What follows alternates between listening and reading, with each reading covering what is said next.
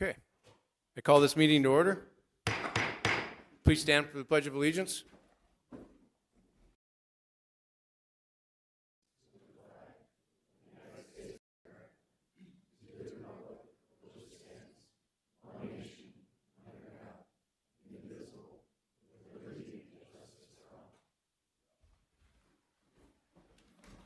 Thank you. Will the clerk please take the attendance? There are 6 council members present, Mr. Mayor. Councilmember Wendell is absent. Okay, thank you. Action to approve the agenda. Item 3 is the approval of the agenda. Entertain a motion to approve the agenda. So moved. Second. Please call the roll. Doran. Aye. Niemeyer. Aye. Rasmussen. Aye. Specker. Aye. Tiltonburn. Aye. Avery. Aye. At this time, we have open forum. Is there any public or member of the public who wishes to address the council on an item not on tonight's agenda? Okay, we'll move on. Approval of the consent agenda. Excuse me, Mayor. Excuse me. Oh.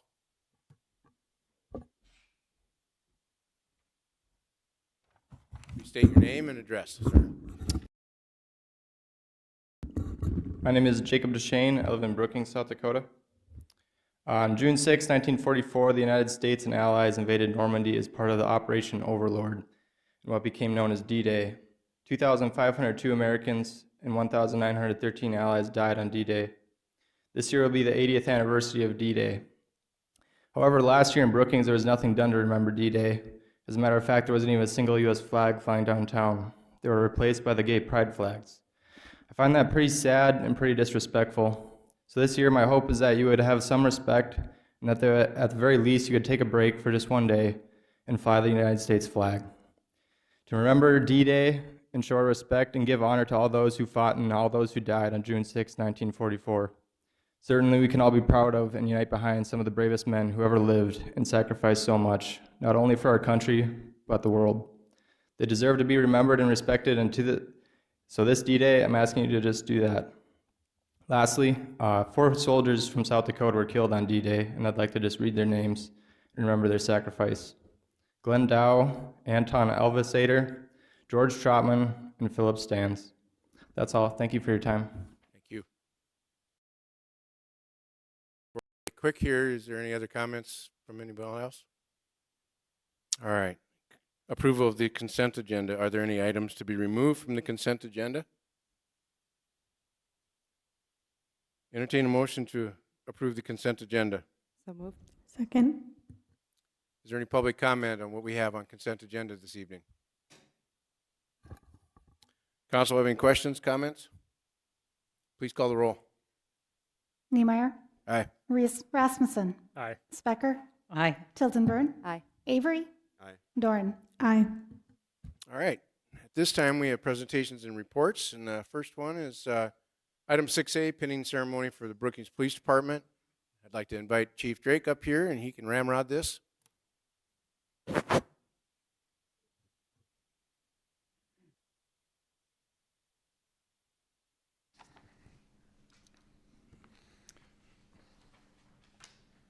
that short.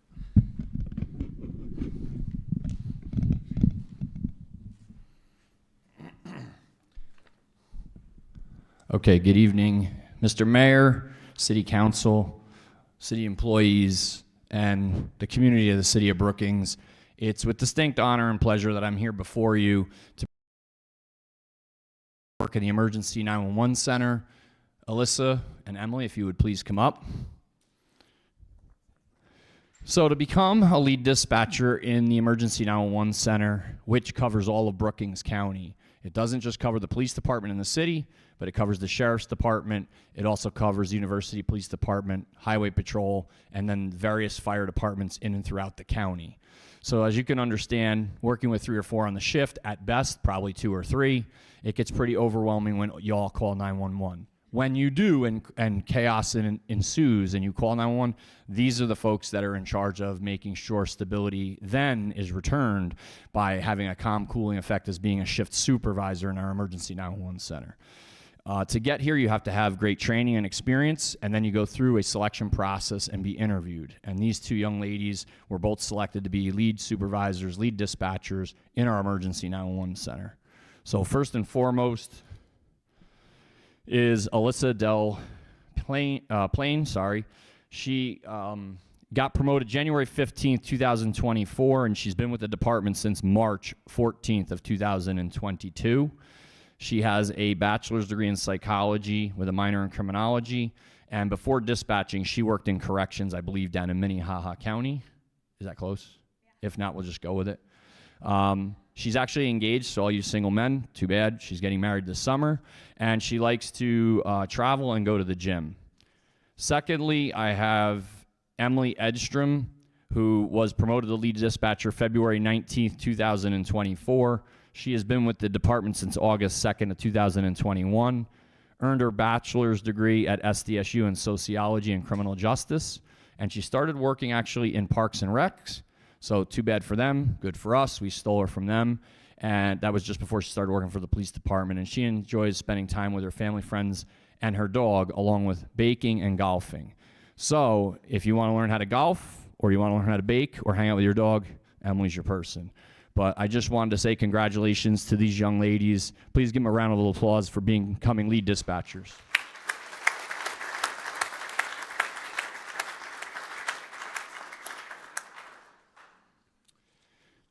Now I'd like to introduce you to three of our new police officers, Devin Isler, Trevin Dombrowski, and Kevin. Ladies, don't go vanishing on me.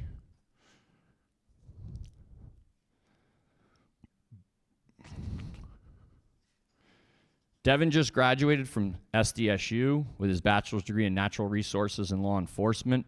He comes to us from Watertown, I believe. If not, we'll just at Daktronics, and we just hired him to become a police officer in the city of Brookings. He enjoys hunting, fishing, golfing, and being outdoors. Trevor also comes from Watertown, sort of. You're kind of from all over the place, but settled up north of us. He just graduated from Lake Area Tech College, and he specialized in criminal justice and went to the academy and got reciprocity trained, so he's ready to go through his field training officer, and he doesn't have to go to the academy, so he comes ready to hit the ground running. He likes also being outdoors. And Kevin Peterson, he is a member of the Lower Brule Sioux tribe. He previously worked as tribal ambassador for South Dakota State University, and he just graduated. As a matter of fact, when I called him to offer him the job, he was at his graduation. So he ignored my phone call, but he is here because he called me the next day and apologized. Sorry, sir, I didn't mean to blow you off, but I was actually graduating and getting my diploma when you called me. I think that's good, though. He graduated with his Bachelor of Arts in American Indian and Indigenous Studies with minors in Criminal Justice and Legal Studies. And he also enjoys fishing, golfing, and as you all know, guys now play video games. So Kevin Peterson. Now what I'd like to do, that I've introduced you to the candidates, is bring their families up and kind of signify this event with a pinning ceremony to put on their collar brass and their shield, signifying the transformation from a civilian to a police officer. And that is with all support from their family, and they're still part of the community. So it shows some of that transition. And then once we're done with that, we'll have the mayor swear them in as full-time police officers for your community. So with that, families of these gentlemen, please come up.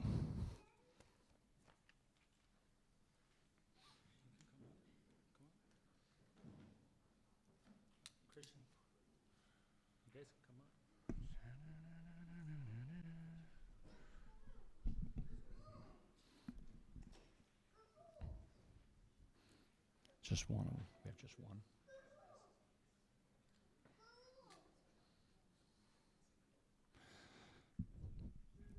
Okay, with the family of these police officers, with the collar ornaments that you'll be pinning on them and their shields, just remember that even though they're transforming from a civilian to a police officer, that they're still part of your family, and that after we send them back to you after a long, hard night,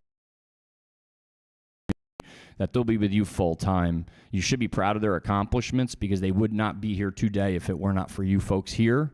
We will take good care of them when they're here in their stead as a police officer. You should be extremely proud of them. If you have not or have already, make sure that their shields are on Those shields, and we don't say, whether it's a badge or a shield. I say shield because you're more of a guardian of the community than a shield as a warrior. I look at you as protecting my family, your family, and our family when you're out there working as a police officer. With that being said, I'm going to turn it over to Mr. Mayor, and he's going to perform the oath of office for all of you. So if you have your Bible or whatever you want to take your oath on, please do that now with your family holding it. Stay with them, and Mr. Mayor will read the oath of office.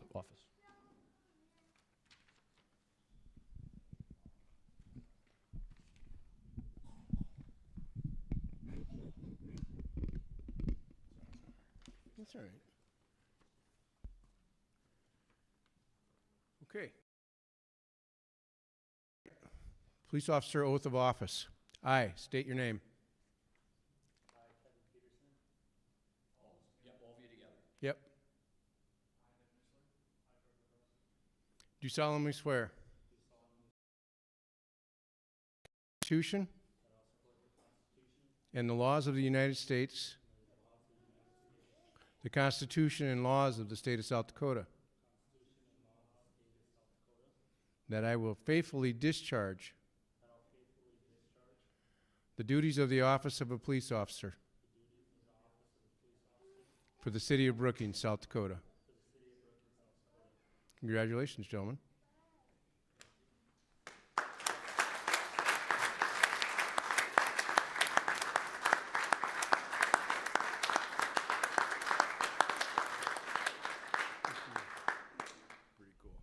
And would all the council members and Mr. Mayor please come forward to take a photo with the families and the police officers.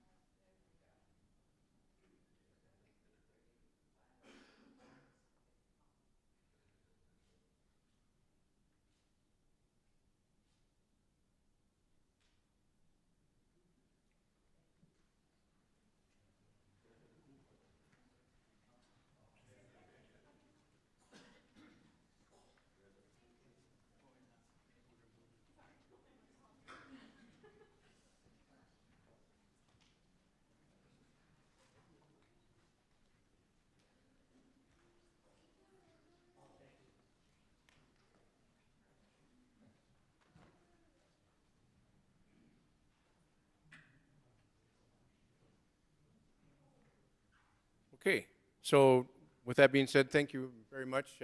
Congratulations again, gentlemen. And the young ladies at dispatch, nice job. Presentation, Brookings Police Department Foundation. I invite Jim West up. Give us an update on what's going on with the foundation.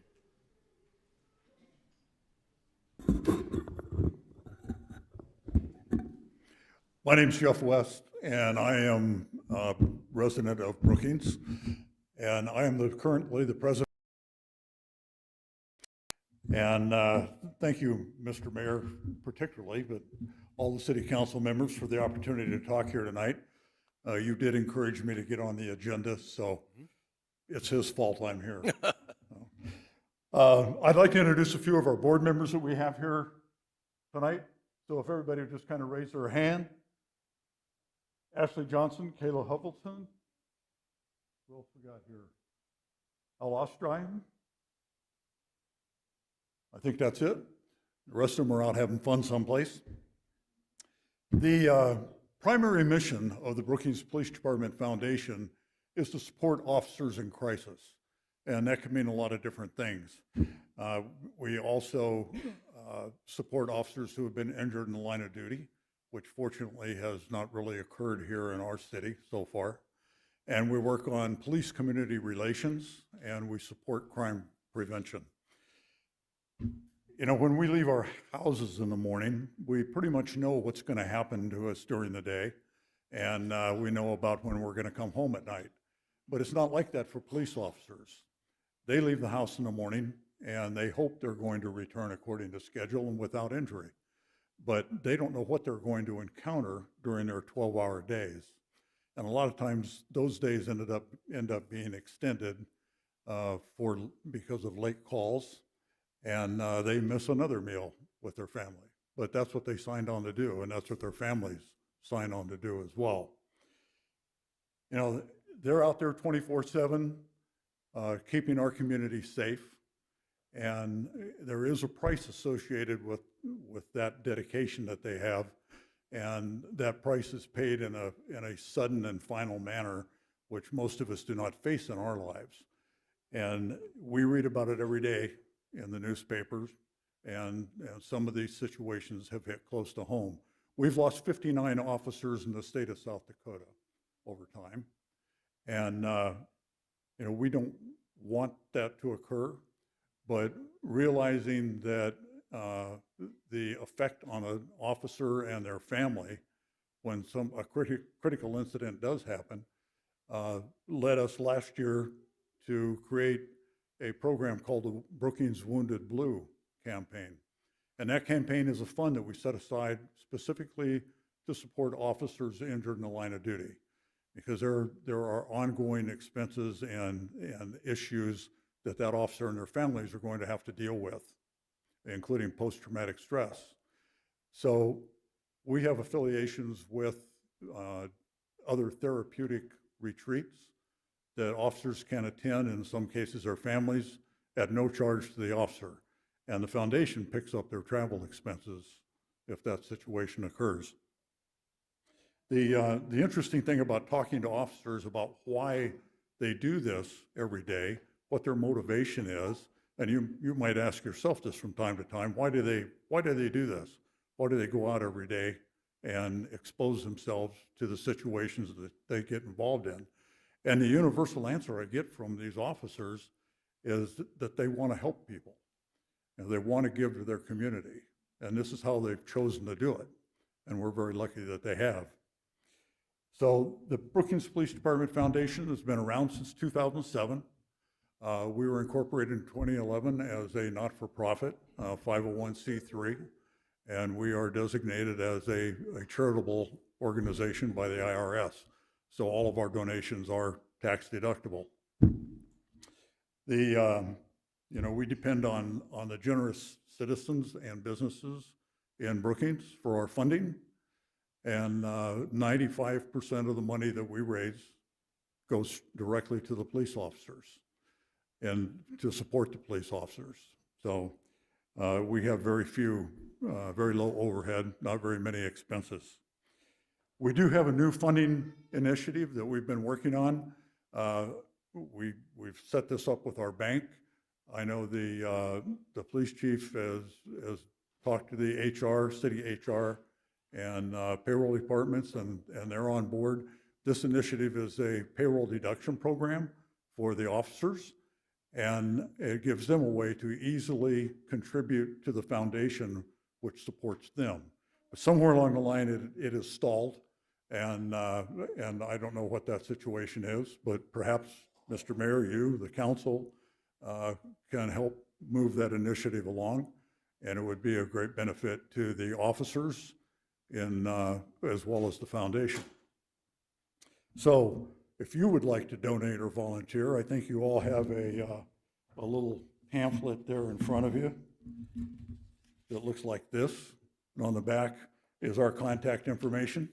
And we'd be happy to hear from you. And if there are people watching this live streaming, we can be contacted. Our telephone number is 605-627-1772. Or you can get out on our website at www.bpdfoundation.org. Or you can catch us on Facebook. Thank you very much. Any questions? Council have any questions, comments? West? Okay, if we want to take a moment, if some people need to get people to bed, that's fine with me. If you want to stay, that's fine also. We'll take about 5 minutes here before Ashley starts the presentation on our finances.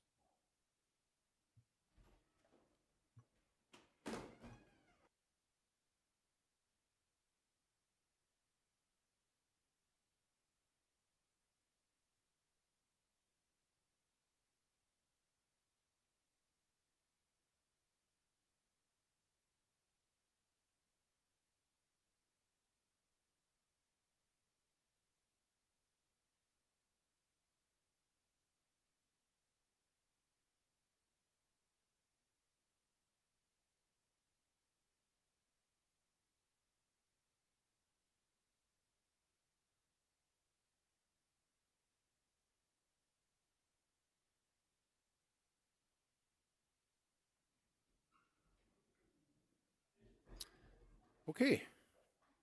First quarter financial report. Ashley Wrench, our financial director, will proceed. First quarter finance update for 2024. First quarter sales tax revenue, as well as the general fund budget to actual, capital improvement plan highlights, the community ARPA funding update, and the city council priority project summary, as well as an economic outlook. In the first quarter, we brought in approximately $5.37 million in tax revenues for all tax types, which include first and second penny general sales tax, 3B or bed, booze, and board tax, and business improvement district or pillow tax. For general sales tax, the first penny goes to the general fund and the second penny goes towards our capital improvement plan fund. In the first quarter, we brought in $2.5 million each, which was $329,000 above budget for each fund, as well as $289,000 more year over year than the first quarter last year.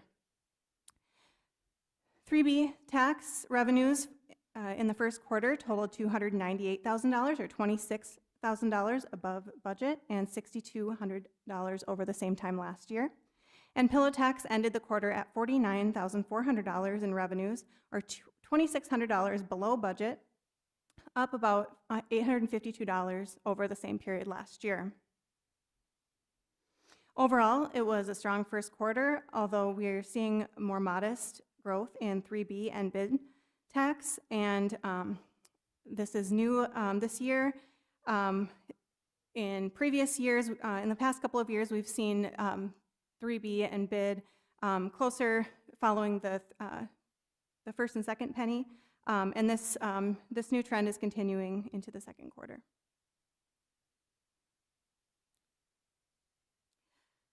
Now we'll look at the first quarter budget to actuals for the general fund.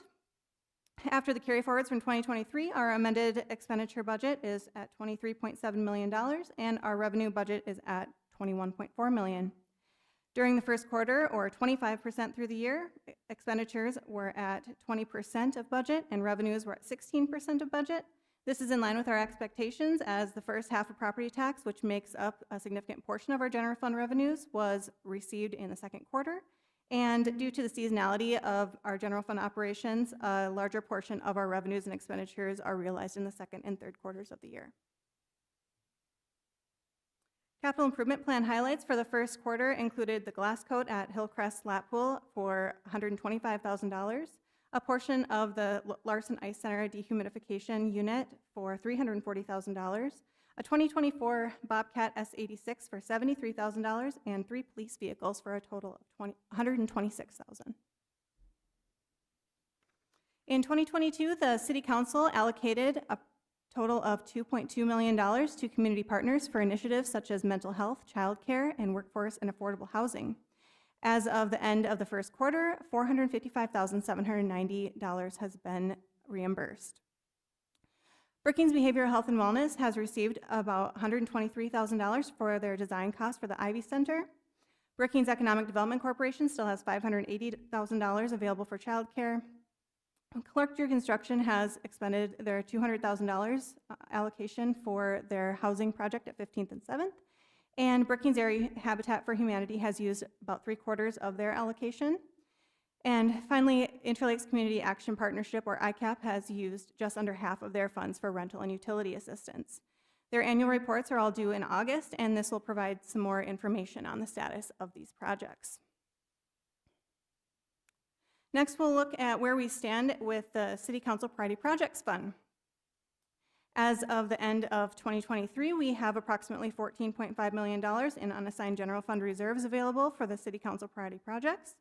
We also have an estimated $3 million from the capital improvement plan available to be used for these projects for a total of just over $17.5 million. The primary projects currently identified include the police facility, estimated at $16 million, and the related fire station that will be needed for a cost of $4 million. At this point, we're approximately $2.5 million short of being able to fund our primary projects.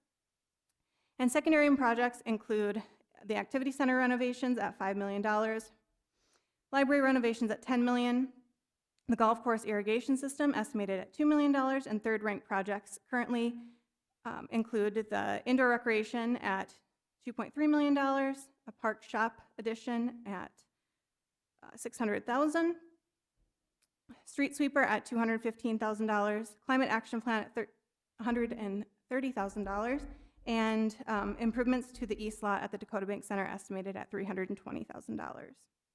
We're currently beginning our 2025 budgeting process, and some changes and additions to the priority projects may come out of those discussions and be presented at a future meeting. And finally, a quick economic outlook for South Dakota. We have a strong employment growth and rising incomes, and our economy is attracting new workers and residents from across the country. Our housing market is surpassing surrounding states, but prices are beginning to show signs of stabilizing. The Midwest Consumer Price Index has been holding steady for the past few months at 2.8% over last year, and we're seeing a general cooling in consumer spending on discretionary items such as alcohol, restaurants, hotels, and entertainment.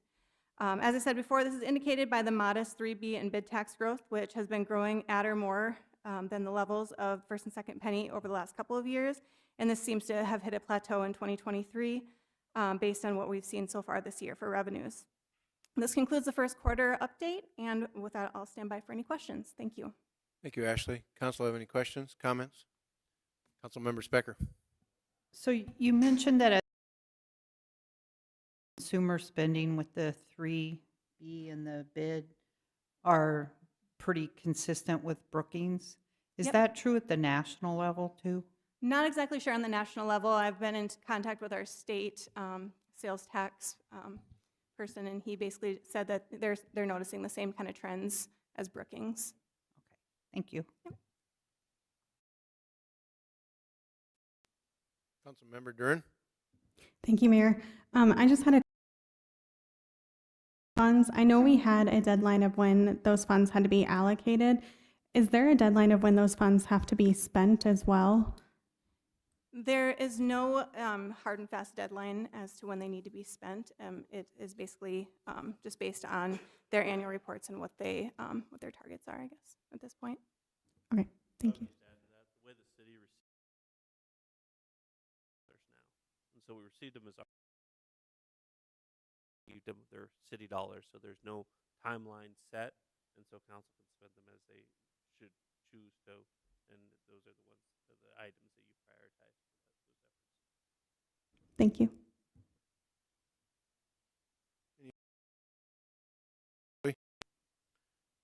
Okay, so we'll move on to contracts and change orders. Item 7A, action on Resolution 24-053, a resolution authorizing the city manager to approve Amendment Number 3 for the 20th Street South Build Project. John Thompson, our Director of Public Works, will present this item. Good evening, Mayor, City Council. Resolution 24-053 will authorize the city manager to approve Amendment Number 3 for the 20th Street South Build Project. Amendment Number 3 the work in Amendment Number 3 will improve the 20th Street South intersection. This work will be important as the southeastern section of the city expands. It will place more demand on this vital intersection. The work order amendment covers tasks related to expanding the east side corners of the intersection, widening 22nd Avenue South, both north and south of the intersection, and widening 20th Street southwest of the intersection. Tasks associated with this work order include providing an updated traffic analysis, completing an environmental assessment supplement, Section 6F property impact mitigation, which is a golf course property, right-of-way acquisition assistance, utility relocation coordination, right-of-way design and plans to approximately 50% completion, and finally, right-of-way plans and plats for all four corners of the intersection. As mentioned, approving this proposed resolution tonight will authorize the city manager to approve Amendment Number 3 to the work order. The value of the amendment is $293,463. The build grant will cover 80% of the cost, and the local cost share of 20% is proposed to be split between the city and private donors. This is a change to the previous cost allocations. The County of Brookings has requested not to be included in this amendment as this project is outside of the original scope. It is wholly within the city limits and has little benefit to the county. In addition, the county has incurred additional costs along 214th Street as a result of the new interchange project. There are sufficient appropriations in Org 528, 20th Street Interchange Project to cover the proposed amendment, and both the state and Federal Highway Administration are in support of this amendment. That concludes staff's presentation. I stand for any questions. Thanks, John. Entertain a motion to approve. So moved. Second. Been moved and second. Is there any public comment on this item? Seeing none, council have any questions, comments? John explained it pretty well. Please call the roll. Rasmussen. Aye. Specker. Aye. Tiltonburn. Aye. Avery. Aye. Dorn. Aye. Niemeyer. Aye. Item 8, first readings. Item 8A, introduction and first reading on ordinance 24-017. Ordinance to rezone 615, 618, 622, 626, and 628 Campanile Avenue and 1310 7th Street from residential R2 two-family district to planned development district with R3 apartment underlying district. Mike Struck, our Community Development Director, will present this item. Thank you, Mayor. The ordinance before you tonight is for a rezoning of a redevelopment area north of 6th Street. The applicants are proposing to rezone it from a residential R2 to a planned development district with the underlying R3 zoning classification. The intent is removal of some existing homes to build a new apartment complex up in this area. And then there'll also be a parking lot just across the street to the west to help serve this. The action before you is the first reading of the rezoning with a planned development district. The initial development plan comes at the second reading and public hearing of the rezoning. This does come to you with a recommendation for approval from the development review team and an 8-to-1 recommendation from the Planning Commission. And with that, I'd stand for any questions you may have. Thanks, Mike. This is the first reading, but there is possibilities for public comment. Is there any public comment on this item? Council have any questions or comments at this time? Councilmember Specker. Planning Commission meeting on this, and it seemed like there were a couple things that were of concern. One of them was access to the alley, and the other one was the water from the different, And I think they were explained really well in the planning commission meeting. Do you think that they were adequately explained, like the drainage that's being proposed is the best way to handle that? I know that alleyway, they don't plan on using those, or at least using it as parking. So they're two completely separate things. That's not part of the rezoning. That's Oh, yeah, part of yeah, the yeah. initial development You plan. said that at the but- planning commission too. But on the drainage, that's something that I couldn't speak to. The engineering division could certainly speak to as they pursue further into the development plans and how they plan to address any of the additional runoff based upon the surfacing of the lots, whether they can tie in with the existing storm sewer system and whatnot. You know, in regards to the alley, that's something that the neighbors are going to have to decide because that's not a publicly platted alley. So all of the adjacent neighborhoods, their property lines extend out to the center line of the alley. It's not a publicly dedicated and platted. So if they would like to pursue that route, that's up to them to decide, and then they'll all have to replat their properties and shorten up the length of their properties, and then you know, petition the city to be willing to accept that alley as a publicly dedicated alley. Okay. It's also unclear why there was one no vote. Do you know why? I do not know why that particular planning commission member did not comment on any part of the discussion throughout the meeting, but voted nay. So we're unclear as to why the no vote came. Thank you. Any questions, comments from council? Meeting on June 11th meeting, and then we'll move on to another first reading, introduction and first reading on ordinance 24-018, an ordinance to permit by conditional use an apartment on the east 100 feet of outlet F and the north 100 feet of lots 6 and 7 and all of outlet E in block 5 of Parkdale Home Edition, also known as 124 and 130 9th Street. Mike Struck will also present this. Thank you, Mayor. And development project, kind of northwestern. It's a couple of lots. There used to be structures on those particular lots.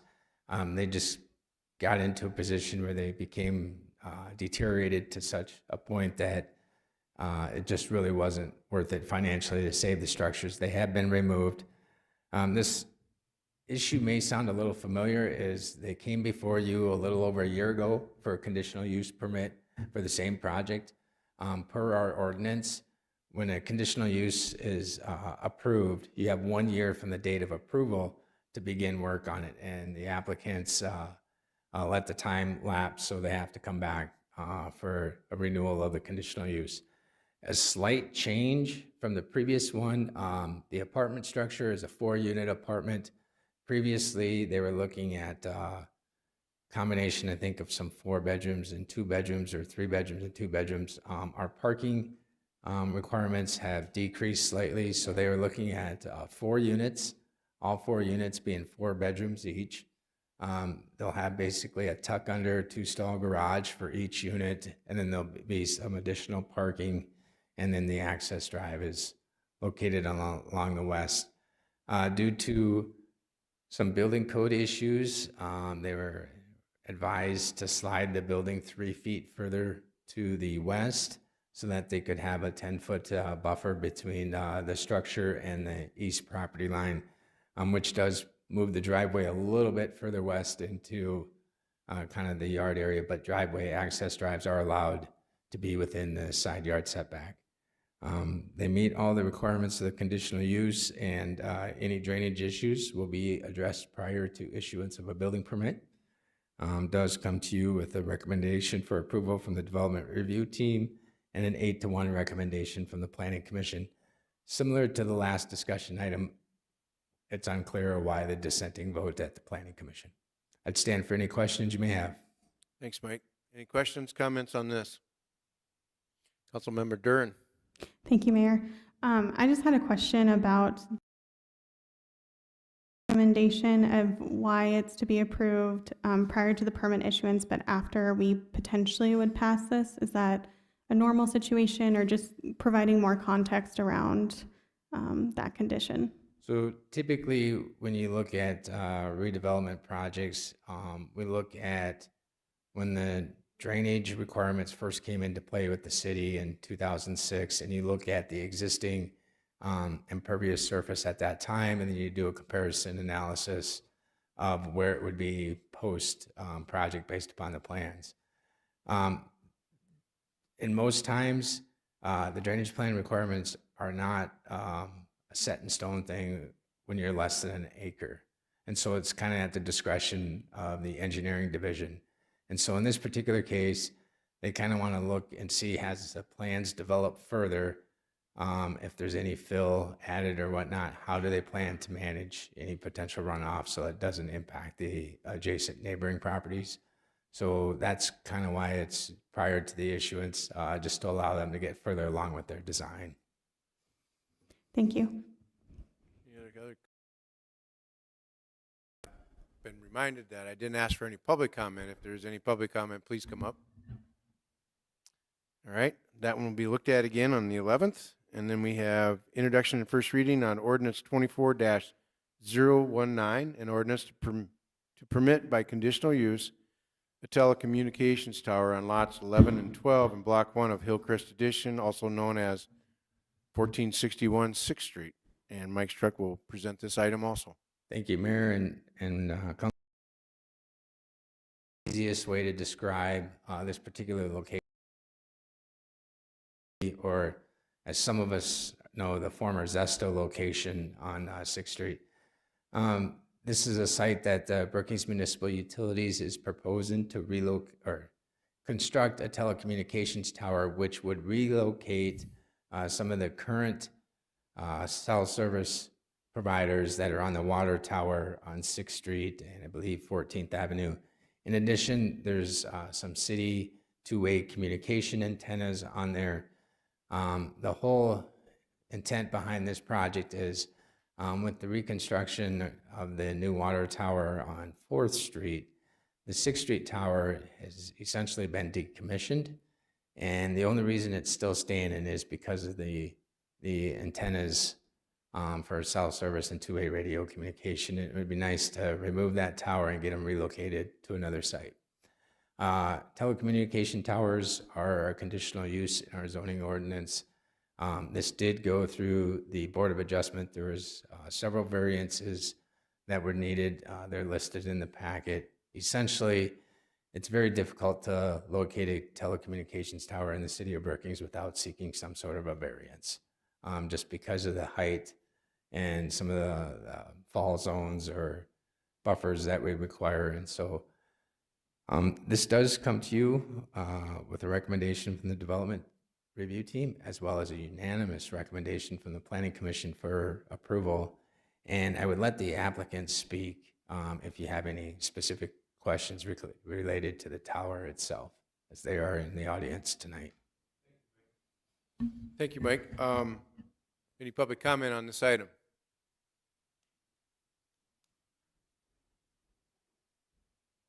Good evening, Mr. Mayor, Council, City Manager. 1727 Augusta Circle in Brookings.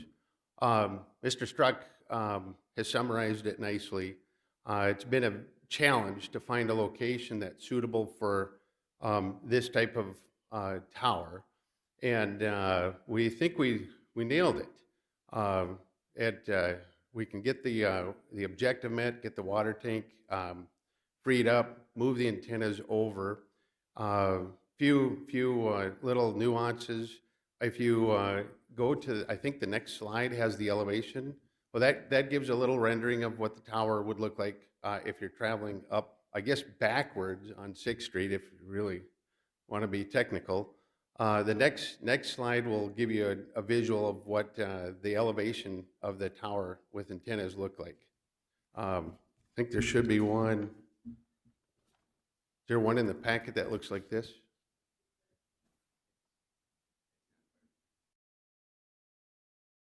So it's, this pole is slightly taller than the water tank. The water tank at the top is about 135 feet. We're going up about 15 foot with this structure, and it is going to be very well built. So it'll take a lot of capacity. And right now it serves two very large carriers that one of them utilizes what they call small cell technology throughout the community. This is their anchor site. What's key about this location where even the water tank is, for these two large carriers, it is their anchor site in Brookings. It's not only serving the campus, the residential, it's hitting the shopping corridor along 6th Street, serving 911. It is a heavily used site. So with that, I think I'll stop. Staff has done a great job presenting in the past, and I'll answer any questions you might have. Is there any other public comment on this item? Council members have any council comments, questions? Council member Specker. Thanks. Tower, when you put up the new water tower, are you ever thinking of moving it back to the water tower? Or No. would this be a permanent site? Actually, then? the current water tank, I think what Mike was trying to portray is on the 4th Street water tank, we had the old, we always called it the Tin Man water tank. That was decommissioned, and BMU constructed a new, much larger capacity water tank in its place. That's a couple blocks south, a little bit west, and the capacity, water tank capacity of 6th Street now moved over to that 4th Street. So the 6th Street tower is no longer going to be required. So this will be a permanent long-term solution for those antennas. So they won't move back to any place else. Thanks. Kurt, I get asked a lot, when will the old water tower come down? Do you have a deadline for that, timeline? We have an agreement in place, and we got a timeline on that. If we have all the regulatory approvals, federal approvals. That's what it takes to get the feds to say you can go build a tower. So I brought that just in case you had real hard federal questions. Once we get this approval, then I think we're on to bidding and construction and all that. And so we're talking about 18 months is our goal after August 1st. So we would take possession of the ground with approvals August 1 and start going to work. Any other comments, questions? Is there going to be any, now granted, you guys aren't in the cell phone business anymore, but will there be a small window there where there won't be any service? Or are they going to put this one up, put it together, and have it running, and then cut the cord on the other? Yeah, that wireless carriers, but in all of our discussions we've had the last 3-4 years, they would build new on the new pole, and then once that's up and running, tuned, then they would decommission or shut off the old site and then deconstruct. So they have a lot of tuning to do. So they're not going to want it to be off air. Right. So they'll build parallel. That's what I expect. All right. Thank you, Kurt. Yeah. Readings and public hearings. Item 9A, public hearing and action on a temporary alcohol from the Brookings Cubs Baseball Group for a temporary alcohol license for the 2024 Brookings Cubs baseball game season to be held at the Bob Sheldon Field, 530A Elm Avenue. Bonnie Foster will present the rest of this. Mayor and council members, this is an annual request coming forward to you from the Brookings Cubs Baseball. This is a temporary alcoholic beverage license for all of their games in June, July, and August. There's a total of 12 games on their schedule. This has been an approved annual request, which began in 2019. Staff recommends approval. Thanks, Bonnie. Entertain a motion to approve. So moved. Second. Any public comment on this item?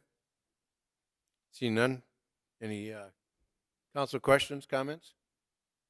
Please call the roll. Specker, Aye. Tiltonburn, Aye. Avery, Aye. Doran, Aye. Niemeyer, Aye. Rasmussen. Aye. Okay, item 9B, public hearing and action on annual malt license renewals for establishments which have failed an alcohol compliance check within the last 12 months. Bonnie Foster, our city clerk, will present this item. Mayor and council members, alcoholic compliance checks are conducted by the Brookings Police Department randomly throughout the year. The focus on these compliance checks is the sales and/or service of alcoholic beverages to individuals who are under the age of 21. This is a first failure for 9 of the establishments on this list that you see in front of you, and a second failure for 1 establishment. All establishments have completed the state-required processes and paid their fines for these violations. Establishment representatives provided written responses as to their internal processes to ensure future compliance, and those were shared with you as council members under separate cover. Several of these establishments have representatives present this evening if the council wishes to ask any of them any questions. It is the duty of the City Council to determine whether the establishment owner is still a suitable applicant and whether the location is still a suitable location for an alcohol license. Staff recommends approval of the renewals of these on-off sale malt licenses due to them being a first and second offense. Thanks, Bonnie. Entertain a motion to approve. So moved. Been moved and second. Is there any public comment on this item? Close public hearing. Does the council have any questions, comments? Councilmember Specker.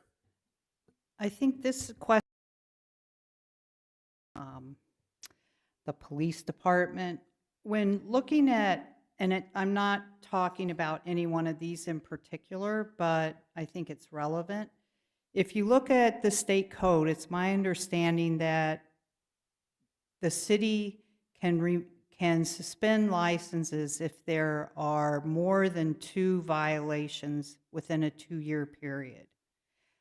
So my question for the police department is, how often does that do you actually check institutions or these, I mean, do you check them more than twice in 2 years? Good evening again.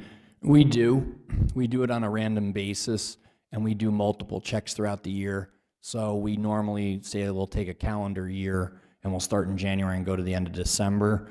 Most businesses will get checked at least 2 to 3 times a year on average, depending on how it falls with the personnel, but we will start running checks, and then we'll go through them, and then depending on manpower. But I can say, looking at the data over the last few years, at least since I've been here, most of these businesses will go through 2 to 3 checks within a 12-month period, depending, sometimes 2, but at least 2. Within that 2-year period, they definitely fit that standard.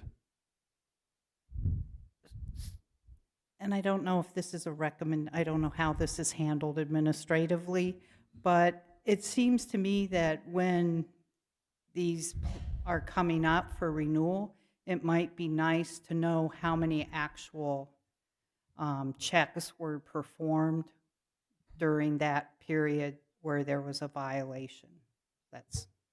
It's reasonable to provide that information going forward. I can make a note of that so that you can see how often they're checked. If City Council so advises, I can give that information so that you're basing it on how many times they've passed and failed and how many times they went through the checks of the underage drinking initiatives. I think that would be helpful. Thank you. Yes, ma'am. All right. Thanks, Chief. Any other comments, questions? All right. Please call the roll. Tildenburn. Aye. Avery. Aye. Dorn. Aye. Niemeyer. Aye. Rasmussen. Aye. Specker. Aye. All right. We have no other business, but we do have the progress report. Samantha Beckman, our assistant to the city manager, will present this item. Good evening, Mayor and members of for progress report. The city has launched a performance master plan at last week's City Council study session. The goal for this plan is to help foster economic development within the city of Brookings by bringing together several of our partner organizations. That dashboard can be found on the city's website. Several city council members, along with members of the public, attended a groundbreaking for the Ivy Center expansion on May 7th The Ivy Center is the physical home for Brookings Behavioral Health and Wellness, which provides mental health, substance abuse, and case management services to the citizens of Brookings County. The center will grow from 6,000 square feet to 20,000 square feet and will be completed in the fall of 2025. In 2022, the City Council voted to give $1.2 million in ARPA funds to help the expansion become a reality. NOMO May has returned to Brookings for its second consecutive year. The City Sustainability Council initiative encourages residents to put away their lawnmowers for the month of May to help bees and other pollinators thrive after the dormant winter. And by June 7th, all properties must be brought into compliance with the city's vegetation management practices, which calls for lawns, grasses, and weeds to be no taller than 15 inches. In the engineering division, there are several summer projects that are coming along pretty nicely. Construction started in early May on the University and 22nd Avenue sewer improvements, with closures of University and 22nd Avenue that started around late May, so you might need to divert yourself if you're going that way. Pending any weather delays also on that project. Chip sealing will begin in August after we complete some street maintenance and overlay projects that are being scheduled out right now. We're also targeting September for the completion of our concrete maintenance projects, which are currently in progress. The Western Avenue culvert and bridge replacement will go out for bid later this summer, as will the Main Avenue and 12th Street South traffic signal and ramp replacement, which are set to be complete in 2025. BMU's 20th Street South project is set to be complete on June 4th. And the engineering division has also handed out about 40 native plant vouchers and sold just under 100 rain barrels to help the community implement stormwater management practices at a local level through our stormwater incentive initiative. Last week was National Public Works Week, so we just want to shout out our Public Works Department for all that they do. You know, a lot of things that you don't recognize throughout your time here in Brookings, but they are doing anything from unclogging our storm sewers, plowing our streets, paving our streets, collecting solid waste, and much, much more. So thank you to them. And our solid waste division is in their implementation phase of the solid waste master plan right now. So discussions have started about doing some wraps around our collections trucks that will have educational messaging to spread awareness about recycling. And currently in those designing stages for those wraps right now. The leachate force main proposals were received last week, and the next steps are to approve those proposals and get started on some design work. Final designs were completed for the parking lot at the landfill also, and so we're just waiting to start that work now. A bid was awarded for the construction of a new equipment building also out at the landfill, and we are in the process of starting an e-waste program as well. And we should have a new collection truck on site by the end of the year. Streets crews have been busy with weather-related tasks, boulevard repairs, mosquito abatement, curb painting, asphalt patching, and thermoplastic marking installation. Lots of big words right there. The police department was also very busy in the last month with several employee appreciation weeks as well. So we had Public Safety Telecommunicators Week, Animal Control Appreciation Week, and National Police Week. So we just want to shout out also those individuals for all that they do for keeping our community safe.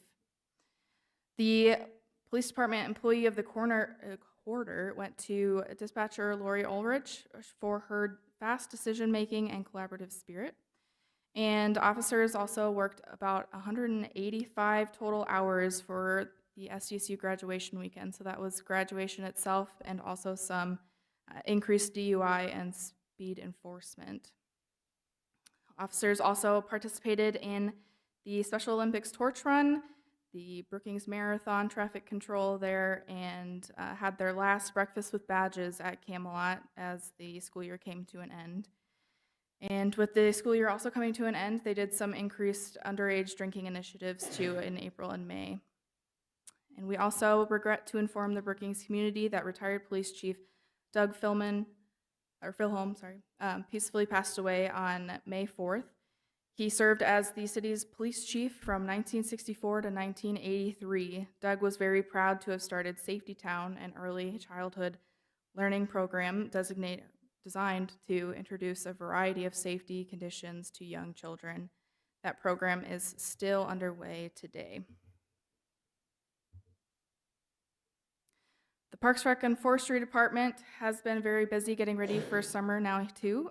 Today marks the opening of the Hillcrest Aquatic Center. And at a city council study session last week, the department officially unveiled their designs for an inclusive play project at Fishback Soccer Complex. Several playgrounds have been replaced around town and new surfacing is being installed this week. So once those surfaces cure, the playgrounds will be opened back up. Don't forget to check out our summer recreation activities, and you can find those on the city's website. All of our annual plants have been planted, so that's going to include all of the flower beds around the park system in town and all of the downtown flower baskets. And then progress has slowed a bit on the Hillcrest Pickleball Court and the Pioneer Bandshell projects. However, both of those projects are still on schedule. The bandshell is set to be completed around the 4th of July, and the pickleball courts around the end of August still. The Dakota Bank Center hosted and will continue to host 31 event days in May. This included the SDCU graduation that had over 10,000 people in attendance and a carnival over this last Memorial Day weekend. And last but not least, the library has started their summer reading program and signups are open for that. Our last numbers is that we had 84 teens and 645 children sign up so far. We have on May 29th, the zoo will be at the Dakota Nature Park for shows at 1 and 3 p.m. And the final open house for the possible library and activity center remodel will be held at the Brookings Activity Center on May 31st at 9 to 11 a.m.